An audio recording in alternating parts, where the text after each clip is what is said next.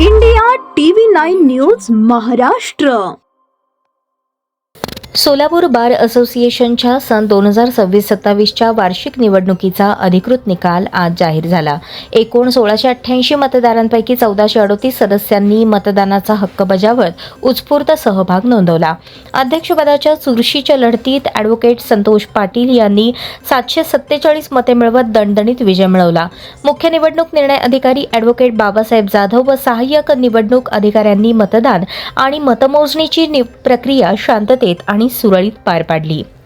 निवडणुकीतील विजयी उमेदवार याप्रमाणे: अध्यक्ष ॲडव्होकेट संतोष पाटील 747 मते, उपाध्यक्ष खुला गट ॲडव्होकेट परमानंद जवळकोटे 1029 मते, उपाध्यक्ष महिला राखीव ॲडव्होकेट शर्मिला देशमुख 884 मते, सचिव ॲडव्होकेट जयप्रकाश भंडारे 802 मते, सहसचिव ॲडव्होकेट प्रियांका गोरंटी 685 मते, खजिनदार ॲडव्होकेट सिद्धाराम पाटील 562 मते. निकाल जाहीर होताच न्यायालय परिसरात विजयी उमेदवारांच्या समर्थकांनी गुलाल उधळत जल्लोष केला. घोषणाबाजीने परिसर दुमदुमून गेला.